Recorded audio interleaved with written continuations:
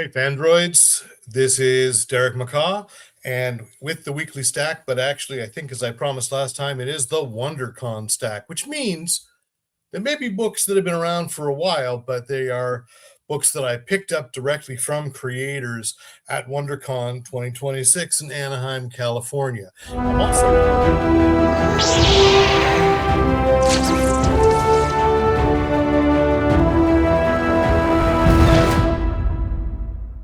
California. I'm also being somewhat vain and wearing my glasses for what may be the very last time on one of these recordings, as tomorrow I get cataract surgery and supposedly I'll be able to see. We'll see. No puns intended. Anyway, so normally I go to House of Secrets. I did today, but this is actually the huge stack of things that I bought in Anaheim. And so I read some, not all, because, if you've ever gone to a con, and I hope many of you have, that there's a lot of going on. And then you get back to your hotel room and you go, I'm going to read this. So that happened to me every night. Maybe it doesn't happen to you, but I'm 60 and it does. So anyway, first up is a book called Whatever. No, it's by Neo Edmond, who has been writing a lot of books for Storm King Comics. That's John Carpenter and Sandy King Carpenter's comic book company. And this is kind of a breakout. This is actually self-published, and it is subtitled A Kill or a Kiss. And the artist is Incognito, which means actually it's Neo himself. And while it's kind of, anime, kawaii a bit, and probably not the kind of thing I'd normally buy, I love to see a writer, a creator like Neo Edmond, it's a stretch. Like, he told me that he was thinking, all right, he was afraid to share his art. And no, don't be, again, as I always say, not every comic's to my taste. If he does a second one, I'll probably buy it because, yes, I consider him a friend. It's decent, and I don't know if you can find it. Get it at neoedmond.com. And a lot of the books that I talk about in this are probably going to be that way. You're going to have to go online. Also, like this, I did read. This is a very thick one. Punk Rock Time Machine, and I hope that I will be working with the main writer, Wesley Price. And because it's kind of cool. They are a punk rock band. They all have their personas. As far as I can tell, not much different than their own actual selves. They are, Wesley at least, is very committed to the punk lifestyle. And this graphic novel is sort of a prequel to one I didn't get to read yet, but I have, which is Punk Rock Time Machine versus the Ticketmasters. And so they're using graphic novel format to do what punk music does too. And so this book is kind of punk. Each chapter sets up a character and then is followed by the lyrics to the song about that character and then the sheet music to the song about that character. Now, I'm going to admit, yes, I can read music. I do play piano, not as well as I used to, but I would never attempt to play punk piano. It's just not my thing. But my brother confirmed that he himself has indeed seen this band play and that they rock. So I liked this book. It wasn't something that it was normally my thing, like I said, but I love playing with the format, including sheet music. And if you are a punk fan, I think this is great. So there you go. Yeah, I'm throwing things down on the floor. I bought the first and second issues that Michael Barton, the creator, said were actually kind of ash cans, but they're pretty slick for ash cans. The Suicidals, I'm not going to say that I love that title, but it was a screenplay. Apparently, we talked a little bit, that he wrote a couple of decades ago, and it's turned into comics, and then eventually a graphic novel. And I think it's pretty good. There's something supernatural going on. There's something about unreliable narration from a couple of different viewpoints. And yeah, I think it's a book that is going to be honestly dealing with issues of depression and anxiety, and the timing may just be right, even though I don't want the title to be something that's encouraging people. The timing might be right for the suicidals. So that he's actually was signing today at We Can Be Heroes in Chatsworth, California, which I think is an amazing store. It's just too far away from me to make a regular stop. That's a Saturday trip for me, not a weekday. Now to get to the books that I have not yet read, but this one's still on the stands. Mary Sue, because I was at a kind of get together Friday night with Megan Fitzmartin, who is the writer, and I knew that House of Secrets was sold out of number one, so I just bought directly from her 1, 2, and 3. Obviously, if you're familiar with nerd literary theory, you know what a Mary Sue is. And so I've heard really good things about this book, and I really want to get into it. So there you go. You may be able to find this from Boombox, which is a subsidiary of Boom. You may be able to hear my dog Waldo barking in the background because you know what? It's Wednesday. So this also kind of interesting. This is Mary Shelley Presents, which I bought the hardcover because why not? This is from, let me see, it's a Bram Stoker award-winning graphic novel in which they took Nancy Holder as the writer, and the artist is Amelia Wu, an artist that I'm not familiar with, but they took contemporaries of Mary Shelley, other women writers in this early days of science fiction, and adapted short stories or perhaps novellas into graphic fiction. And I'm trying desperately to find like the publisher, what they call the imprint. Chimera Press Incorporated. That's Kymera. And so you'll be able to find that online too. It looks gorgeous, and so I really look forward to reading it because I love finding out that there were contemporaries that maybe the average reading list has ignored. This guy Lukey McGarry has been cracking me up on Instagram for months with these little strips about what it's like to have a table at a convention. So I saw him having a table at a convention and bought his little mini comic about having a table at a convention. We're going very meta here. So tabling, Luke McGarry's tabling. True story is from a prison of my own making. I think LukeMcGarry.com, that's LukeMcGarry.com. Absolutely worth looking up. And follow him on Instagram. He's hilarious. So I bought a hardcover that I think I may have actually had the soft cover, but because I ran into Jordan Morris, who's the writer of Godzilla versus Los Angeles as part of the Godzilla versus America series. This is Jordan Morris. Gabriel Hardman is involved, Dave Baker, Nikel Gu, and Jay Gonzo. So I haven't actually read the book yet, but Jordan has done some really cool work. And I thought, it's only fair. You have a conversation with the creator, and if there's a book you don't have on their table, you pick it up and see. So this was it. He's also writing Predator for Marvel, and through no fault of his own, maybe I'm wrong. I'm not really into the Predator comics and the Alien comics, but if you're reading Predator by Jordan Morris and you tell me, Derek, you are foolish and you should go back and pick that up, at least in trade, or, let's be honest, stream it on the app. No, every comic book store knows I do that. So anyway, let me know if you are digging what Jordan is doing on the Predator. This one from, I just love, I haven't ever thought about having to create a publishing name, but Pork Chop Express Productions. I don't know what I would call my imprint if I had an imprint. Not that I'm anytime soon to have an imprint, but maybe, maybe someday.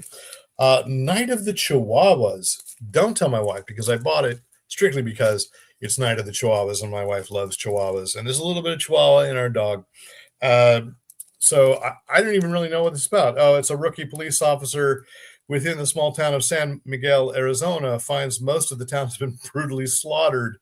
Um, and he finds himself under attack by a pack of bloodthirsty chihuahuas with a strength to back up their vicious attitudes. And Leon, the rookie police officer, his only fear in the world is chihuahuas. I think that's reasonable. So I'm looking forward to this. I kind of feel like there's something supernatural, but I don't know. And you can tell this is how impulsively I support people in small press and Artist Alley. I have no idea. If I like the cover, all right, I'm in, so there we go. Um, or I tell other people to be in if I already have their stuff. Because I did run into Sarah Gailey, who was one of the special guests of WonderCon, writer of comics, novelist, wrote American Hippo, which I had bought and started reading right before WonderCon because I knew she was going to be a guest. And I've been told by many people that I would want to read American Hippo. And so far, yes. But I'd also read some of her comics work, at least the first issue of Know Your Station, which I think was from Boom Studios, and the artist was Leanna Kangas. And I interviewed Leanna a couple of years ago, so it was really fun to, as always, meet up with somebody that I've interviewed via this virtual, and then see in person. And then she said, "Well, you're in luck. I was going to buy this book, and you're in luck because Sarah Gailey's right here." So Sarah Gailey and I had a nice conversation, and I know I loved the first issue, and then just things happen. Number 2 doesn't show up at the shop, or because I have an uneasy relationship at best with Diamond when it worked, and now it's not Diamond, it's Lunar, it's Penguin Random House, and there's something else, and it's just my relationship's even harder with it because I have to think too far ahead, and then I see a book on the sense that, like, did I put it on my list and it's not there? I don't know. Anyway, Know Your Station, good sci-fi, which, to be fair, I think this is what Sarah Gailey is known for, a great science fiction mind, although I bought a horror novel as well that I'd never heard of before. So, we'll see. I was really, really jazzed to see SLG. There was a San Jose-based imprint that Rick and I, back when Rick Bretschneider and I, when we were doing the podcast together, did. We recorded live from his place. So I was happy to see him back because he hadn't been at Comic-Con or at WonderCon or Comic-Con for a long time. And then I ran into him. He was just kind of on the floor at Comic-Con, and then saw him with a booth. And I picked up because of this, The Royal Historian of Oz. I'm in a little bit of an Oz side journey. If you haven't watched it, it's Dorothy on Peacock. It's actually a really good documentary about all the women who have played Dorothy. And it goes back into the silent era. And I'm, impressed by that. It was fun. And, of course, I love the movie The Wizard of Oz. And this last week, Leo Pertible was talking about how at the, what do we call it? The Dome? No, the Sphere. At the Sphere, there is this AI enhanced, immersive version of the 1939 film, The Wizard of Oz. So we all love Oz. And this, The Royal Historian of Oz, by Tommy Kovacs and Andy Hirsch, with an introduction by Eric Schanauer, who for a while was officially the Royal Historian of Oz. This is a book about a guy writing Oz books that are terrible, and the Oz Society says he cannot be the historian, and so he goes to Oz and steals artifacts to prove that his history is correct. And in reading Eric Schanauer's introduction, I did not realize, of course, how absolutely cutthroat this issue of who is writing official Oz books after the public domain. And I mean, it's not really cutthroat, but I knew one because I have a big little book behind me, The Laughing Dragon of Oz, which was by L. Frank Baum's son. And L. Frank Baum's widow did not want him to write and continue the series. So, it's fascinating. Someone should make a movie about that, about, this growing up in the shadow and not being able to live up in it. I think we can all relate a little bit, right? Right? Anyway, okay. So there. Oh, yeah, and I bought the Punk Rock Time Machine versus the Ticketmaster, so I'm going to dive into that tonight, I think. same punk rock people. And I picked up from 10 Ton Press, and I think you can do this online as well. Though he did, John Hageman did confirm for me that uh, they've got some kind of distribution. That's Pat McCormick's Charlie and Humphrey. And I know, look, this is an Ashcan edition, and it's written by Justin Sane, illustrated by John Hageman. And I've reviewed this, the first issue, a few years back, and I know, boy, do I know, it's tough putting a book together and getting it on the stands. And 10 Ton Press tends to be known more for their rock bios, rock musicians. And this, if you grew up in the San Francisco Bay Area, Charlie and Humphrey was an after school and PSA puppet show, basically, by Pat McCormick, who, when I was really little, was the host of Dialing for Dollars. And I think he was a weatherman for KTVU Channel 2.